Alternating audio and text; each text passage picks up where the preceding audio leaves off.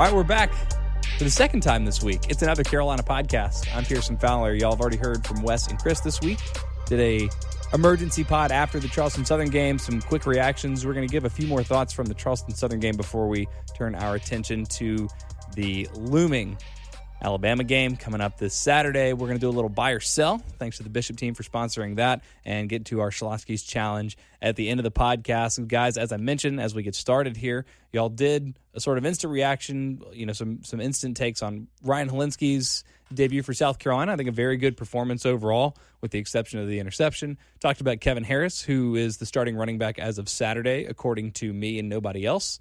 But if y'all listen to my Get Cocky podcast on Monday, y'all heard Will Helms talk about how it was a near perfect performance in terms of Pro Football Focus, the likes of which are not often seen from Kevin Harris. 7 snaps, 6 carries, 140 either 6 or 7 yards, and 3 touchdowns. Absolutely spectacular. I am curious how he's going to factor into the game plan, because I think he showcased in only a couple of carries on Saturday that dude is at least worth giving a couple snaps just to see what he can do. But guys, as we are midway through the week now, recording this on a Wednesday, we're halfway between the Charleston Southern and the Alabama game. Are there any other big picture thoughts, anything that as we zoomed out from Saturday that we didn't talk about, just in terms of Carolina being able to take care of business and what that means maybe for the team psychologically going forward? Well, I think it was a positive. It's something that Muschamp talked about. I don't know if you guys got to watch the SEC Inside thing as well on Tuesday night, but got to see a little bit of the sideline, a little bit of the locker room before the game, at halftime, and after the game, with some of Muschamp's messaging to his team and some of the practice leading up to that week. But it was really about going out and resetting and sort of starting fresh, getting back on track is how he put it. And so I think that was it for the team. This was a game that, realistically, Carolina or most teams should have won this game handily. And not only did they do that, they completely dominated. It wasn't just, you beat them pretty good. It was a complete domination from start to finish, and I think that was good for them. They do recognize the opponent. I think that was sort of drummed into everybody's head, going into that weekend afterwards. Don't get too high on yourself, because this is not a very good football team. But they did what they should have. They built some confidence. And I think just taking away some small things from the game, that obviously the competition is going to step up in a huge way this week and going forward the rest of the schedule. But just some small things. I mean, tackling was better. Is tackling Charleston Southern the same as tackling Jerry Jeudy? No, it's not. Not even close. But even just in the fundamental things, you can look at it, and South Carolina did a better job. They were positioned better. They took advantage of turnover opportunities. Didn't take care of the ball as well on offense. Only 2 times they didn't score a field goal or a touchdown was a fumble and an interception. But I think what we saw from Helinski was positive, and the run game and all those different things. So there were some things to take away on a smaller level that, it'd be hard to project towards Bama or anybody else, but things that they had to get back on track on, and I feel like they did. And it was kind of a departure, because we've seen, I went back and looked at all the really easy games, either the FCS opponents or the low-level FBS opponents that Carolina's played this decade, and this is only the second time they've beaten an opponent by 50 points. And I think this part of the storyline has probably been beaten into the ground, but I just feel like it bears repeating. I don't think any of the three of us think that what Carolina did against Charleston Southern foretells Carolina necessarily going out and upsetting Alabama on Saturday. Not to say that it can't happen, but it's not happening because of what Carolina did to Charleston Southern. But it's just so good to see a team go out there and take care of business after such an emotional letdown, after pretty much everybody in the city of Columbia sold on this team, sold on their coach. I think it would have been really easy for a team to come out and have a lackluster performance from the start. But as you mentioned, only 2 possessions did they not score. It was the interception, which y'all talked about a little bit, and we can talk about a little bit more when we talk about what to expect from Helinski on Saturday. And then the first turnover, I don't remember if y'all got a chance to talk about this. Nick Muse fumbling. It was really funny because he caught the ball, and the guy was sitting next to us like, "Oh, cool, is that Nick Muse?" And then 2 seconds later, the ball's on the ground. He goes, "Oh, is that Nick Muse?" And it was one of those, it's like, oh, man, welcome to college football. But I had a couple other catches, I think sort of redeemed himself. Almost had a great touchdown there at the end. That I think that was the one that ended up being scored by Kevin Harris from the fullback position, if I remember correctly. But Wes, other big picture takeaways. Is there anything, or I guess what should we take away big picture from this game on Saturday? Yeah, I just think execution, some of the stuff we saw offensively would have been impressive just against air. I mean, you have large windows to throw. You really not a lot of pressure on the quarterback as far as the pass rush goes. you're getting the ball back quickly because the defense is just shutting them down. So you got many, many opportunities on offense. And, if you throw an incomplete pass, then, hey, you can hand the ball off and get an 8-yard chunk play pretty much at will. Otherwise you're getting 40-yard chunk plays in the running game. So, there wasn't a whole lot of pressure on South Carolina from that standpoint. But I think just the poise of Ryan Helinski, no sign of nerves whatsoever. And, you can say, oh, it's Charleston Southern, but how many true freshman quarterbacks in their first game out there have some hiccups? Just, the logistic part of things, getting your team into the offense consistently, not having false starts, not having procedural issues, and then just going out. It's one thing for guys to be open. It's another to hit them and hit them in stride and hit them where they can sort of continue their movements forward, and swing passes were good. The his slants were delivered on time. So even the underneath stuff, you're saying, okay, this is an accurate football. So I thought those are all things that can carry over. Sure, the windows are going to get tighter. I thought that Charleston Southern, they're playing a lot of quarters, a lot of cover 3 where, both those defenses, you're dropping back into zones and you're allowing underneath stuff. And, Helinski sort of took what was there, but he did it. That's what you're supposed to do against those defenses. So, we'll get a little bit more into how that will be different against Alabama moving forward. But I think as far as just doing what you were supposed to do is what I took away. And I think Charleston Southern was the most overmatched team that we've seen South Carolina play from just top to bottom. Like maybe ever. Yeah, like seriously, that is a horrendous team. They're bad by FCS standards. Even if there were open guys, they struggled to hit them. God, man, I think it was the first snap. Javon Kinlaw just drove the opposing guard. There was no even slowing him up. Like, he at will just drove him 5 yards into the backfield, into the quarterback, and I thought just set the tone. Like, dude, you're not stopping me while I'm in this game. And the first team defense, I should say, they had the one long run where I think a couple of guys got out of their gap. A very questionable PI call. That was a terrible call. Not a good call. That's a 4th and long there that just gets given to them. Other than those two plays, first team defense gave up almost literally nothing. So again, opponent notwithstanding, you did what you were supposed to do. Yeah, I was going to say, South Carolina took 69 offensive snaps in the game, only had 7 third downs. So, they're 4 for 7 on third down, 2 for 2 on fourth down. So that shows you they're moving the ball a lot. And then on third and fourth down, when they did get into those opportunities, they converted pretty well, what you should. And not all of them were. Some of them were shorter. We saw a 4th and 1. Kevin Harris took the fullback dive and was able to get plenty. But they had some third downs that were, 3rd and 6 or so, and they were able to convert them, which, those things are positive. There weren't any issues that you should not have against that team. And I'll agree with you, Pearson. That Charleston Southern team, nothing against them. They've got a lot of disadvantages right now, just NCAA sanctions, all those different types of things. But it was the most overmatched team I've seen since I've been covering the Gamecocks for 10 years, and one of the most overmatched I've seen just in general. When you're talking about FCS versus FBS, there wasn't a lot they could do. Their coach pointed that out afterwards. He said they gave South Carolina a lot. They did. They made a lot of mistakes, but South Carolina certainly took advantage of their opportunities, and that's what you wanted to see there. So as we move sort of into the Alabama talk, but without quite getting there, obviously there were a lot of positives to take away. And again, the consensus is Carolina did exactly what they were supposed to. You can't criticize Ryan Helinski for not beating man coverage with his throws because Charleston Southern didn't play any man coverage. It's one of those things you can only play against what you're put up against. But what were things that you saw on Saturday that maybe you thought, okay, well, that doesn't necessarily look different than it did against North Carolina and gives me cause for concern going forward? I don't know if there was anything that fits that description just because everything went so well for South Carolina. Again, a lot of it because of the opponent.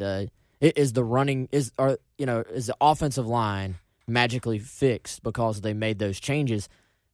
Well, no. Are they vastly improved?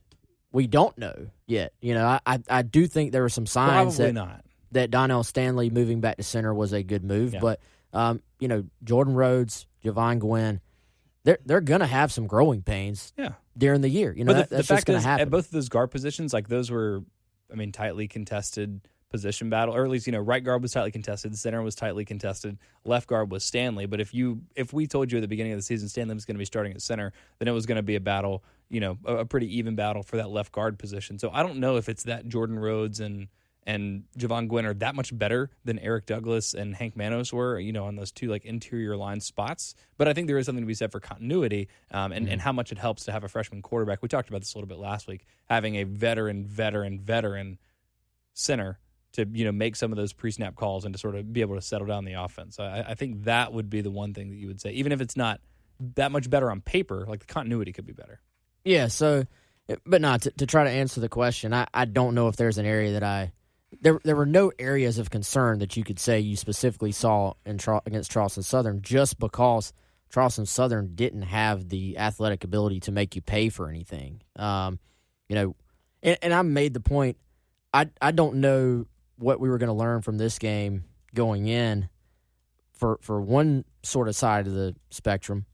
I don't know what all we learn this, if South Carolina gets dominated up front by Alabama, then okay, get in line. You're just the latest in a long line of teams that have gotten beat up front by Alabama. So, they recruit better than anybody out there, at least on paper. And so you're going to face guys that are bigger, stronger, more athletic than you. So, I think this season, and I'm getting probably ahead, but this season is going to be defined by the Missouris, the Kentuckys, the Tennessees, the Floridas, those type games as far as the swing games for South Carolina moving forward. But yeah, we'll see. Obviously, as far as the matchup as we start getting into Alabama, there are lots of concerns.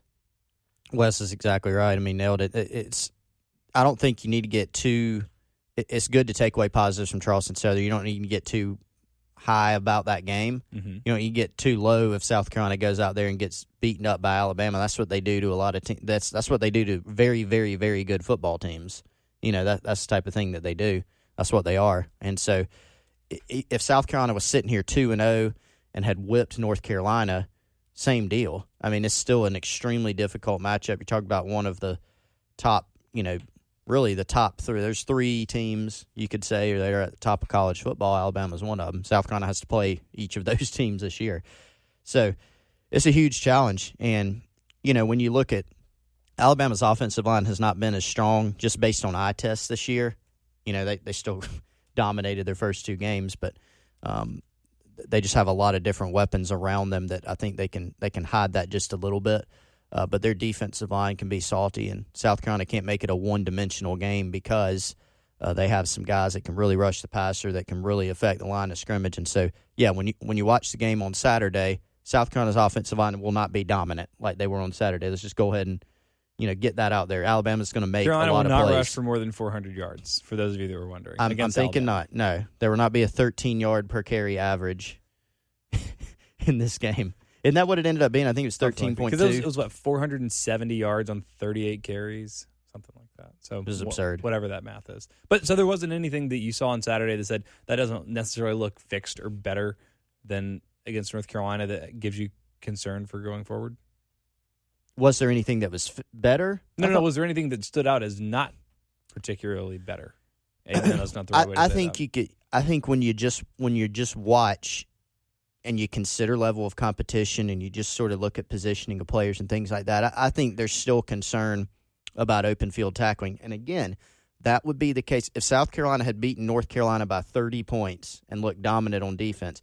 There would still be things where you go, Jerry Judy's going to make you look silly. Mm-hmm. Jalen Waddle. It does not matter who you're playing against. Those guys are going to make you look silly sometimes. Tua, he can make plays.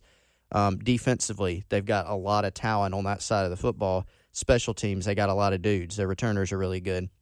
So, yeah, I think it's still, and Muschamp addressed this during his press conference on Tuesday, they still are concerned about some young players bringing their feet, wrapping up, tackling.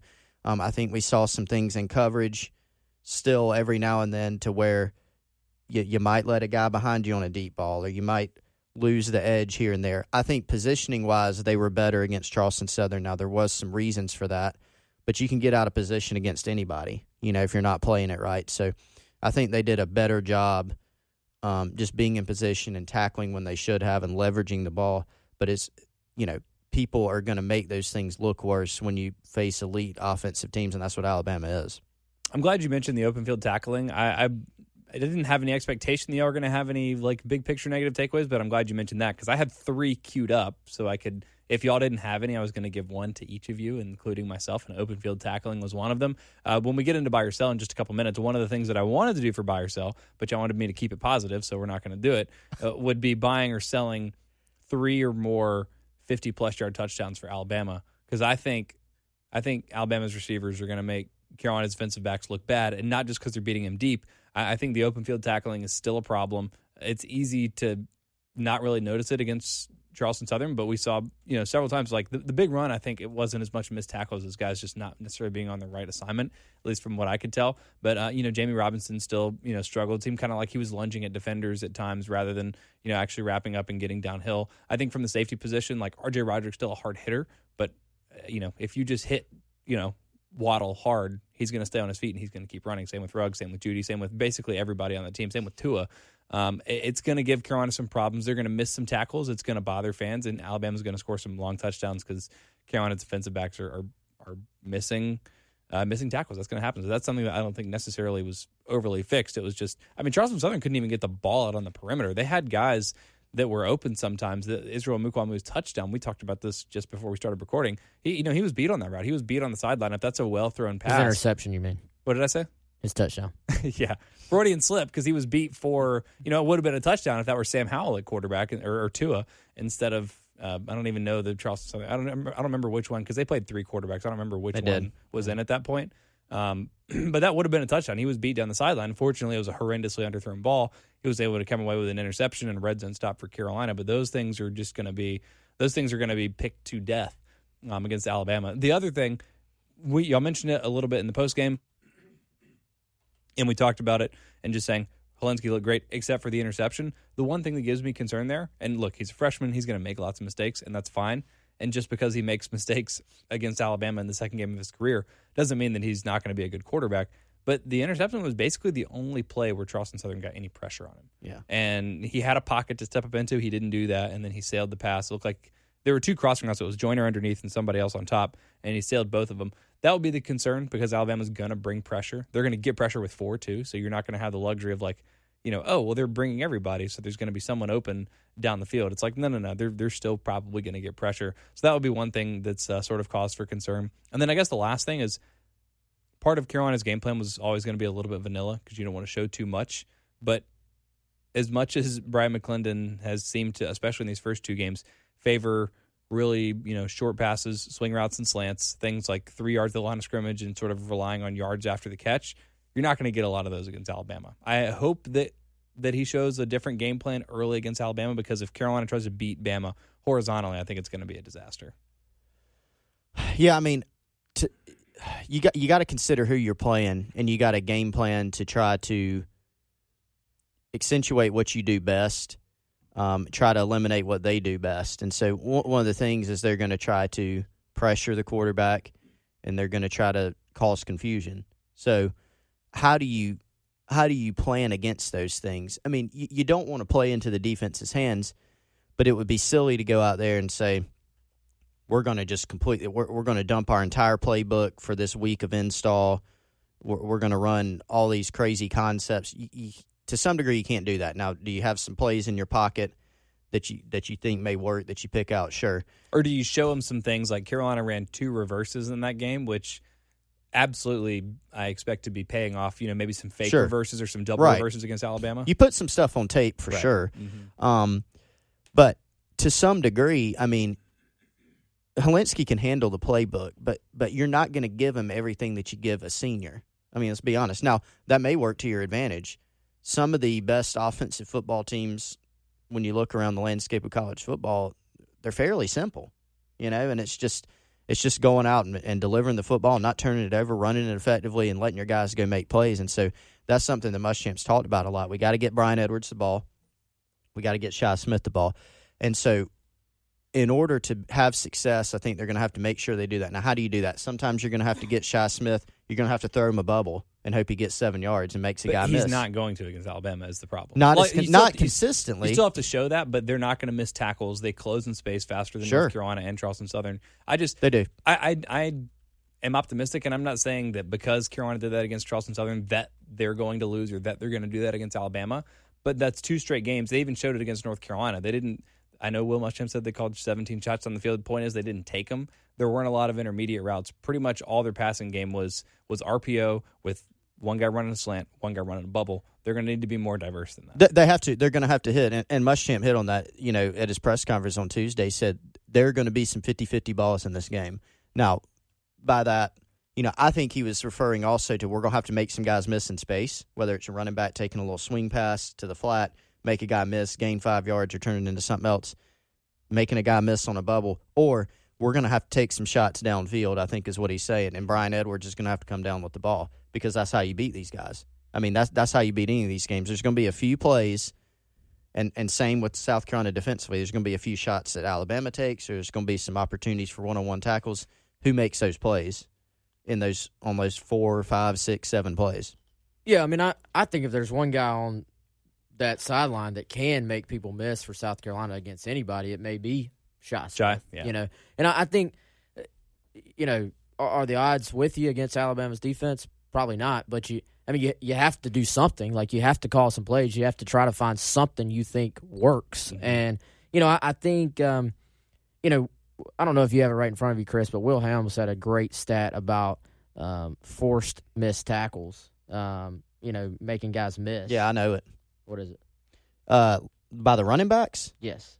Yeah, so last year, 53 all year and 22 through 2 games this year. In the past, when we've talked about South Carolina's running backs, the big issue there has been not able to sort of make that one guy miss and make something happen. And if you looked when South Carolina played great defenses, the spread offense and the underneath stuff, for it to work, you have to make people miss. And against great defenses, it didn't happen. So we're going to find out, can Tavian Feaster, can Ewan improve, Rico Daddle, if Kevin Harris gets in there, can they grind out yardage? Can they make people miss against this group? Because, part of the reason you don't see as many deep shots against Charleston Southern is because they're just dropping back and saying, throw it underneath. We don't care. We know we're not winning this game anyway, and we're not going to let you just beat us deep every time.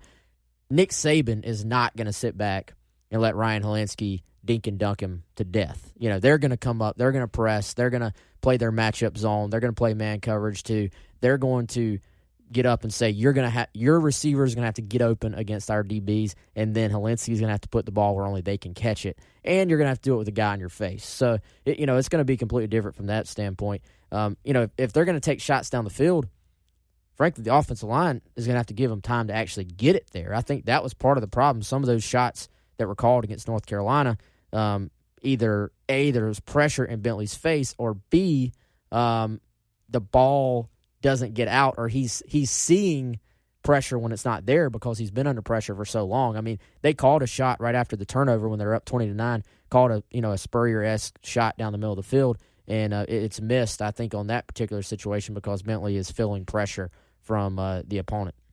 The other stat, I think, so Wilhelms had the exact one.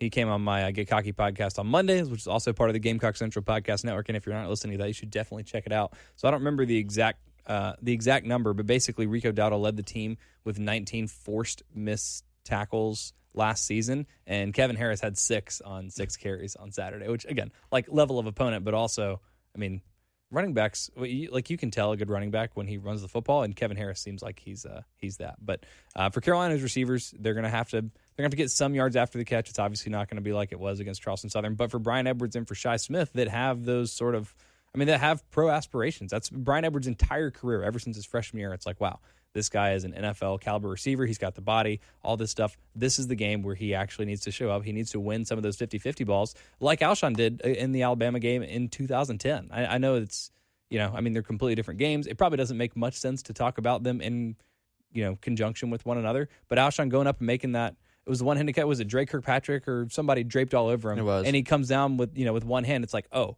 this guy's for real. He's doing it against the best team on the highest level in a crucial moment. Those are the types of things that you have to do to win a game like that. And But we can compare, how much better is a 2010 team than, I don't think it was the best team of the Spurrier era. I think 2012 was, but it's the only team that made it to Atlanta in that era, and it was a good team. I mean, they had a lot of good football players on that team. Mostly Steven Garcia. Steven Garcia played a great game. Those are the types of things you have to weird up the game a little bit in order to pull off an upset, and that's what Carolina did in 2010. They're completely different games. But you can go back and look at, okay, what happened, and you can say some similar type things have to happen. So is this a good time to break out that stat that I teased before we came on the show? Oh, yeah, sure. All right. So I was going to talk about how weird that game was and then give a pretty cool stat, I thought. I was looking over the box score of the 2010 game yesterday, and really it was pretty evenly matched. I mean, South Carolina won by 2 touchdowns, but that was a close game. I mean, Bama closed the gap right before the half. They scored a touchdown. Then right at the beginning of the second half, Garcia chucks the ball into the back of the end zone for the safety. Alabama, keeps making a push, and then South Carolina is able to, after they pulled it within 1 touchdown again, they went and had a long drive. Two man-sized drives on offense helped Carolina win that game and finish it. But other than that, it was pretty close. I mean, Alabama had more total yards. The turnovers were even at 1. Alabama had 1 more first down, and they possessed the ball longer. But the difference was what? South Carolina made some bigger plays offensively, and that ended up being the difference. Another huge difference with those 2 running backs that Alabama had then, and it was Richardson and Ingram at that point, right? You guys remember how many rushing yards they had?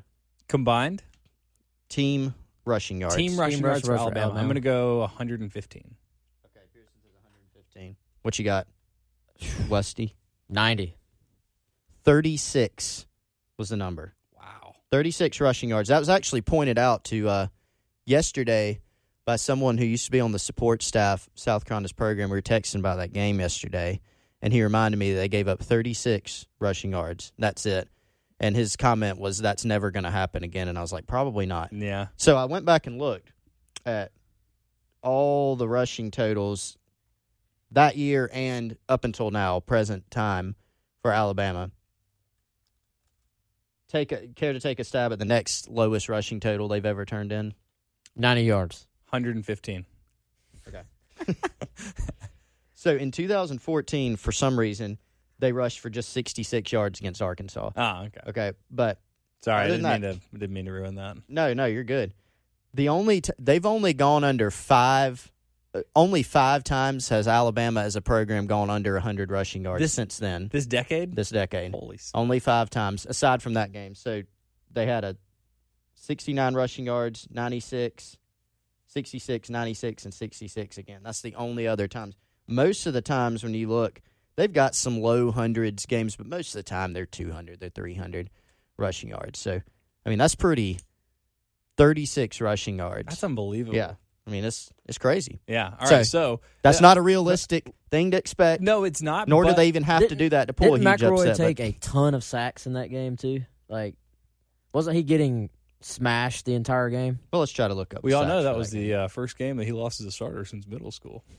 Is that up there with like the National Pancake Day stat? And the Jake Bentley graduated high school early. And David Green, David Pollock were good friends. You remember that one? That was maybe the worst one ever. Oh man, Did you guys know stats? That's great. Mike Patrick, man, he loved the Pancake Day. Yes, Pancake Day. That was his favorite. All right, we're officially off track. I think we're on track. Talking about Alabama. Okay, you're efforting the sack thing. We'll get back to that. Yes. But to get back to, I guess, what we were talking about, and as we sort of transition into a little bit of buy or sell now, when I'm thinking about numbers and how this thing's going to play out, it's not going to be 36 rushing yards for Carolina. It's going to be, like you're saying, it's going to be big plays. It's going to be, Carolina has to be opportunistic. When they get in the red zone, when they generate turnovers, they're going to need to score there. And again, to be aggressive in those opportunities. I made these numbers up off the top of my head. These don't have any like context or anything, but I feel like it would be better for Carolina if Ryan Helinski throws for over 300 yards but has 3 interceptions than if he throws for 150 yards but has 0 interceptions. Well, how many touchdowns? How many touchdowns is he throwing? Two touchdowns either way. You're saying that because that means the ball is getting out. The ball is being, he's taking chances, taking shots, right, and not just going underneath and sort of taking what's there and then punting the football after. Is that the right way to drives. think about it, or am I overestimating the value of getting the ball down the field and taking some chances? No, I mean, the thing is, in either one of those scenarios, I don't think Carolina's celebrating in 5 points. Okay, but if Carolina, if he's at like 250 yards, 2 touchdowns, and 2 interceptions, that's probably better than 150 yards, 1 touchdown, and no interceptions, right? This week, probably so. I mean, I'll buy that, but I think, and I don't know. We'll get into it probably at the end. But my question, sort of to go along with what you're saying, and we can think about it now and hit it later. What does have to happen for South Carolina to be celebrating in 5 points after this game? How many different what ifs have to play out? Roughly 11 significant injuries for Alabama. That's sort of what I'm thinking. South Carolina had 7 sacks in that game. Wow. And gave up just 1. And Alabama was 5 of 13 on third down, which is that's not a bad number per se. 2 of 3 on fourth down. So that's one. I mean, you're gonna have to affect Tua. Mm-hmm. That's very difficult to do. The most important player in the entire of all 44 guys plus specialists that are going to be playing, that are going to be starting, whatever. The most important guy on the field Saturday is going to be Javon Kinlaw. I thought you were going to say Tua Tagovailoa. No, it's going to be Kinlaw because Kinlaw is going to be responsible. He's the point of attack for slowing down Alabama's rushing attack. He's going to be the guy that's going to have to push the pocket to make sure that Tua doesn't have a pocket to step up into. Because Tua is very dangerous for a lot of reasons. He's very accurate with the football. Carolina's secondary is going to have to deal with that. I mean, there's no real way to stop that. When he gets outside of the pocket, that's bad. But the worst, the most dangerous Tua is when he can step up into the pocket to either deliver a pass or take off. Kinlaw has to make sure that there is not a pocket there for him. And as you mentioned at the beginning of the podcast, there are some question marks from Alabama fans, from people around the country, about Alabama's offensive line that's dealing with a couple injuries right now, a couple of young guys in that unit. So that's going to be the biggest key that I'm looking for. But I just threw that out there for no real reason. That doesn't have anything to do with what we're talking about because I was trying to get us into buy or sell. But I guess we can. You want to make that a buy or sell? I'll sell that. We can do that. Well, tell us about the Bishop first team. We need to introduce the buy or sell. So buy or sell is a segment we do every time we do another Carolina podcast, and it is sponsored by Terry Bishop of Bishop Real Estate Group. Terry's a former Gamecock quarterback and a huge supporter of the program still. He and his wife, Becky, have a lot of awesome real estate opportunities if you're buy or sell investing. They got a cockaboose right now for sale. It's pretty sweet, and it's for a good deal. So you should definitely give them a call, 803-665-1442 or Facebook.com/The Terry Bishop Team. You can check out their listings and a bunch of cool stuff on there, so we appreciate him supporting buy or sell. All right, so I'm the host, and I'm calling an audible, and that's the first buy or sell. Buy or sell, Javon Kinlaw is the most important player in the game on Saturday. Wes already said he's selling. Give me your reason, and then if you're going to sell, you have to tell me who the most important player is. Okay, yeah, I'm selling. Reason being, Javon Kinlaw could just destroy Alabama's first drive of the game. And Alabama would look up and say, dang, this Javon Kinlaw dude is destroying us. We're going to double him and make him not be the guy to destroy us. And then DJ Wanham becomes the most important guy in the game. Or somebody else becomes Kinlaw's the still the most important guy because he's drawing the double team that's getting one-on-one coverage or one-on-one blocking for everyone else on that defensive line. But then they have to take advantage of it. That's like saying just because Clowney didn't have the most sacks as junior, he wasn't the most important player on that line. But, I mean, he was getting double and triple teams, which opened things up for everybody else. Yeah, but then you have to have the guys there that against Alabama's offensive line can then actually make that matter. Right. But they don't even have that opportunity without Javon. All right, so give me your guy. Ryan Helinski. Really? Period. I think freshman quarterback, they're going to do everything they can to try to rattle him. The throwing windows will be smaller. You know, the separation between receivers and DBs will be small. There's going to be balls that have to be delivered even when South Carolina's guys are covered. And they're going to have to be put in spots where only they can catch it. And then, you know, the receiver's going to have to take advantage of that and go make plays for him. But I say 100%, if Ryan Helinski doesn't play well, South Carolina has no chance of winning. South Carolina could still win the game if Javon Kinlaw made a relatively small impact. Ryan Helinski has to play well for South Carolina to have any chance of winning. That's why I go Ryan Helinski. Yeah, I sell too. I think Kinlaw could do a really good job against the run. I think he could affect Tua at times, but you go back and look at what Alabama's doing offensively, and it's smart, right? I mean, the way that they've, I watched the New Mexico State game in particular. Can you take away a ton from that? No, New Mexico State's not very good, but they open up the game, and a lot of their drives, I mean, they scored on the first play of the game. You swing the ball out to Jerry Jeudy or one of the receivers, and you let them go. And then obviously they have the capability to hit the deep ball. I think they swung it out to Henry Ruggs on the first play of that game. And he looked like a freaking gazelle, man. He took like 8 steps and was 80 yards down the field. That's what they are. And so for me, that's a way that even if Kinlaw is having a huge impact, that's the way to neutralize it. And then you go back to, can South Carolina tackle on the perimeter? I think that's going to be, that to me is how Alabama attacks South Carolina. You have trouble in one-on-one situations with North Carolina. You had trouble tackling North Carolina in space. Go try our guys. And I think that's how you attack it. So defensively, for me, I'd be more inclined to pick, a J.C. Horn or, one of the safeties, or even like T.J. Brunson at Will Backer, because he's going to be isolated in some of those situations. But I would have to agree with Wes and go with Helinski, just because I feel like, South Carolina's going to have to score points to win this game. I mean, they're going to have to. And Helinski's the only guy who's going to be touching the ball every single time. Will they do some things with Joyner? Probably. Will they need to run the ball effectively? Probably. But he's the key. Not to put too much on him, but just being realistic. He's gonna get into some situations because Nick Saban's going to make sure he gets in those situations where he's got to make a play. And so I think he's the most important guy. All right. I might suck at this, because for those of you that are keeping score at home, Wes and Chris have now sold all 4 of my propositions. We'll see how the next 2 go. I'm obviously buying that because I've suggested it. But we were wrong. I guess that's true. We were wrong. Yeah. As bad, and we thought Charleston Southern was bad. Yeah. But as bad as we thought they were, we didn't think they were bad enough for Carolina. I didn't have all the information yet. You remember I texted to amend my, but it was already done at that point. All right, okay. The next 2, since I mentioned people keeping score at home, G. Pennington was interested in which, I guess, propositions we were buying and which we were selling. And he has, I think, 2 interesting ones here of 3 that he suggested. One has to do with South Carolina's rushing yards. And as we talk about Carolina scoring a lot of points, these next 2 are going to be about Carolina's offense. Are you buying or selling that Carolina will have at least 125 yards on the ground on Saturday? Not including sack yards. I buy. Okay, buy. Yep. Because Kevin Harris? No, I mean, possibly. I just think by committee, over the course of the game, just call it a feeling. I think they'll be able to get there.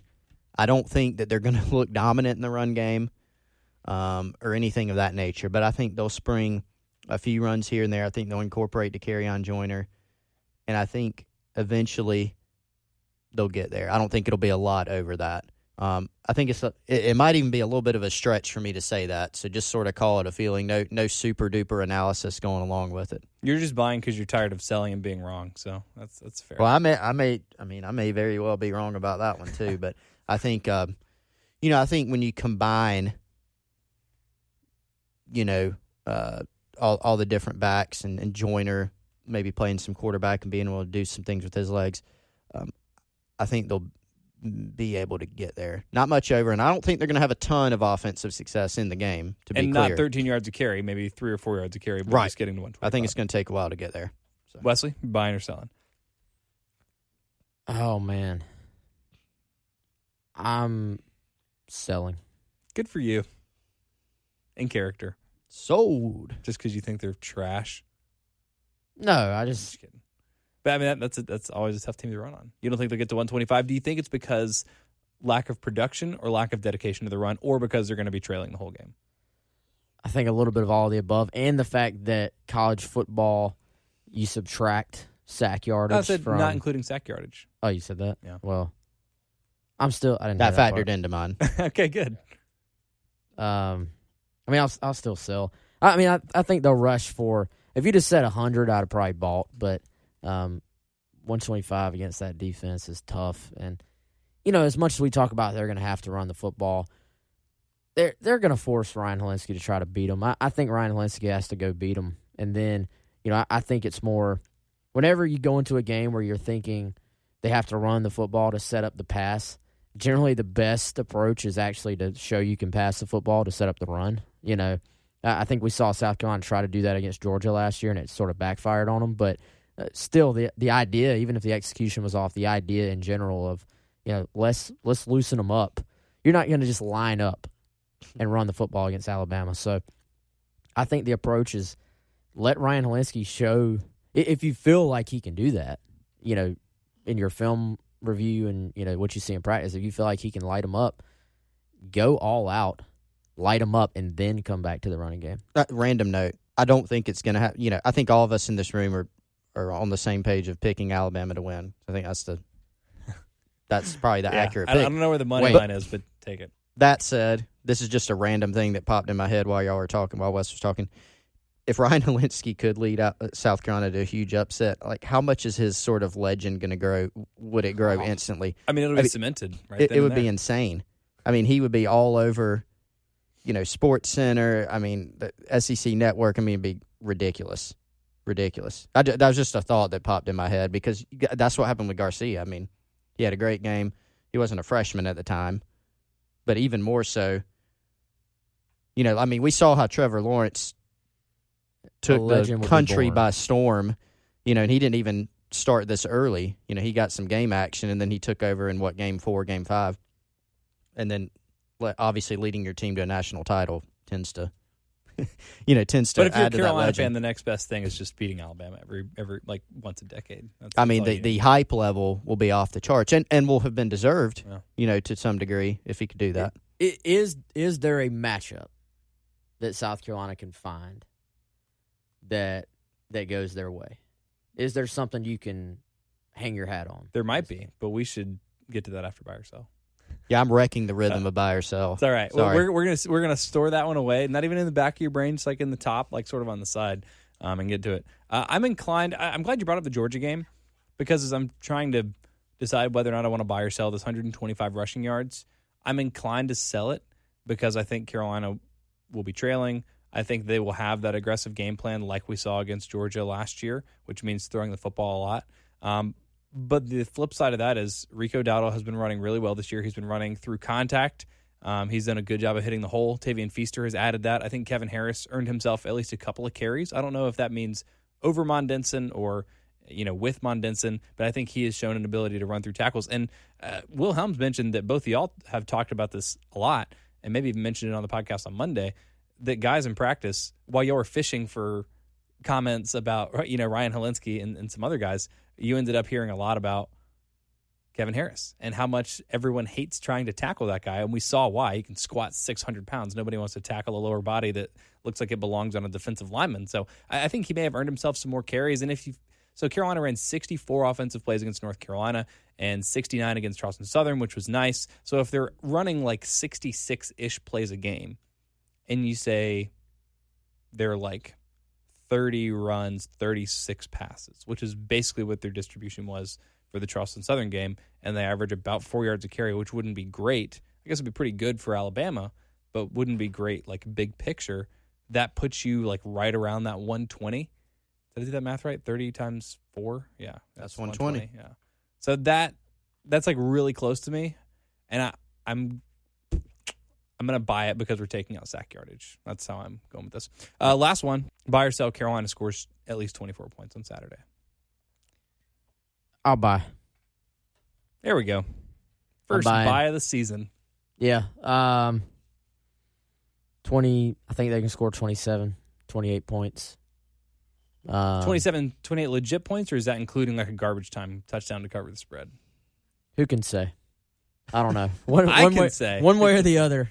They get there. Chris, what you got, buddy? Sort of inclined to go under. So you're selling 24 points? Yeah. Okay. Yeah, I think I'm going to sell. I think it'd be close. I think they can get to 20. Heck, I really don't need to put a disclaimer on all these that I could be wrong because I'll probably be wrong more than right, to be honest with you. But I would go under, if I'm having to bet the farm on it or something of that nature. I think I think it's a little bit overblown. Everybody always asks Muschamp or Saban or both about, well, you guys worked with each other. You must know. Not really. I mean, he hasn't worked for the guy since 2005. So they think alike in some regards, and so there's some familiarity. I say that to say that Dan Werner's on South Carolina staff. He's had some hands in obviously structuring how the Gamecocks offense is run, and he was at Ole Miss when they had a lot of success under Hugh Freeze against Alabama, and then Nick Saban turned around and hired Dan Werner as an analyst, and when asked why, he was like, well, you see what they've done to our defense the past couple years, right? And so there is a little bit more of recent familiarity there, and that Werner, what he did for Saban was basically, broke down game tape and things of that nature. So he has an idea of, with their current personnel and this sort of modern time in football, how they operate the program now, maybe what they're going to be thinking defensively, and then how they're going to attack what they do offensively, and then maybe some things that may give their defense trouble. He'll know how to do those things. So I think that, that could help somewhat, but you still got to go out there. It's a player-driven game, and Alabama's got a lot of players. And so I'm still selling, though. I think there's going to be, South Carolina's going to make some mistakes because Alabama will force them into it. Even though I went by on the rushing yardage, I don't think they're going to have a ton of success running it. I think it's just going to be tough sledding for a lot of the game. I think he just made me feel even better about my prediction. Because of the Dan Werner thing? Yeah, the Dan Werner thing is an interesting aspect. It is. I'm going to buy it. I'm going to buy it because I think Carolina will score 20. I feel good about Carolina's ability to score a touchdown early. They got some momentum. Maybe even the first drive, because it's like you script that thing out, everything goes according to plan, the crowd's on your side, everyone's feeling good, and then Alabama gets up by 4 touchdowns, and then they score maybe, early in the third quarter, and it's like, oh, get them back in it, and then it's like, no, and in the meantime, they get a couple field goals, they get it to 20, and then late in the game, it's like 49-20, Alabama's got some of their second-string guys in, and then Carolina puts together a nice long drive to make it 27. So Saban blows a gasket because of said drive. Because of said drive, because Carolina scores, they make my buy prediction correct, and they would cover the spread, which is right now at 26. That would get it to 22. Saban would be mad about you. Yeah, he'd be so pissed because he's betting the farm on Alabama. Sure, he'll mention that at his press conference. I'm buying all three. You're buying one, selling two, and you're buying one, selling two. That's it. All right. Thanks to G. Pennington for listening and for giving us a couple of those buy or sell. Wes, give us that matchup question again, and then give us yours, because I think I don't want to speak for Chris, but I got to think about a specific matchup while you do that. Yeah, and I think my question was, where can South Carolina find an advantage? What matchup, or is there one where they can say, this is something we can do to hurt Alabama, and then maybe you try to do it until they stop it, if we're talking about offense, or an advantage they may have on defense that they can sort of play with. I actually think something I thought we would see more of. We've seen it some. We haven't seen a lot of it. Tavian Feaster in the passing game, trying to get him matched up with some of their linebackers, doing some different things with him, motioned out of the backfield. For the first time, we saw him and Daddle on the field at the same time with DeCarrion Joyner. I think there's some different things you can do. If you just have one running back on the field and you motion him out, then all of a sudden you're empty, so you're showing your cards basically. But if you have split backs and, you can leave Daddle in the backfield, you can motion Tavian Feaster out, there's some things you could possibly do to take advantage of what I believe are Tavian Feaster's best assets, which is not just his top-end speed, but his hands. And South Carolina hasn't necessarily had a guy that they could do that with. I think that's a part of what Dan Werner has done in the past. That's a part of this scheme that is only there if you have a guy who consistently catches it. Throw that in probably because that Georgia game was fresh on my mind, and that South Carolina tried to spread the ball out. Ball goes off Rico Daddle's hands. Pick 6, opening drive against Georgia.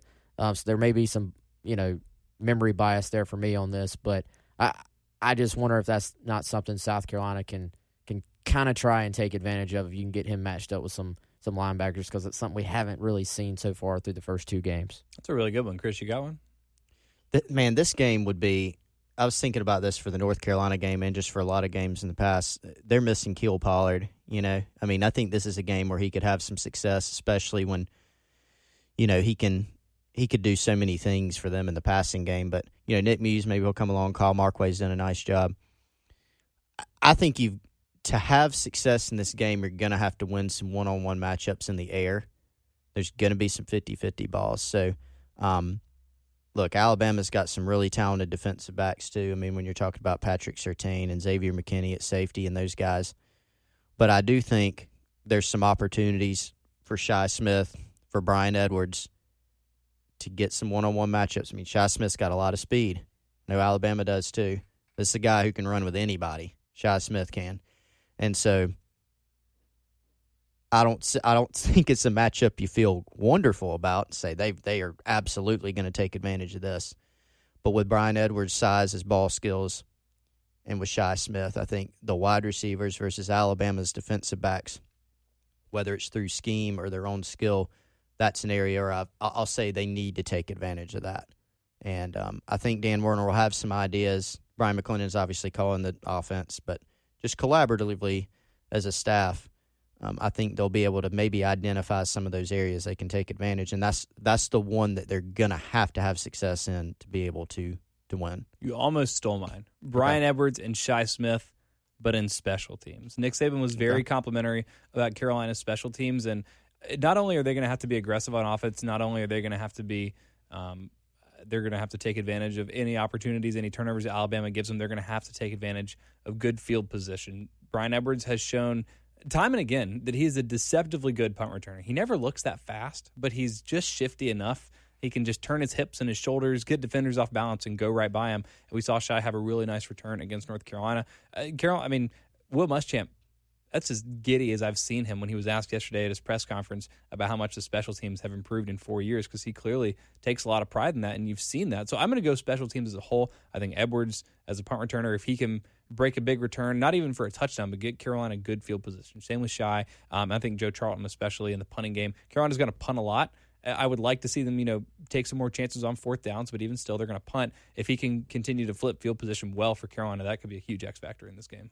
And I'm glad you brought that up, because I think through 2 games, the special teams have been the most consistent performer for South Carolina. It's kind of a weird missed extra point, but yeah, and it's about time. I think we all admitted that Brian Edwards is a good punt returner, because I think everybody groaned. Yeah, let's be honest. Everybody was like, well, why can't Jamias Williams get back there? Which I think for him, from what I've heard, it's you have to consistently catch the ball better. But why can't you put Shi Smith back there? And Brian Edwards actually had some really nice returns last year, some of them that got either by his own doing with a fumble at the end against Texas A&M or, a block in the back, I think against Kentucky, or a hold, that were negated. But the guys make something happen there, and which sort of I think if South Carolina is going to win this game, they probably have to have a big advantage there. I think you're going to need one, maybe 2 just sort of game-changing plays from your special teams, throw in a game-changing play for your defense.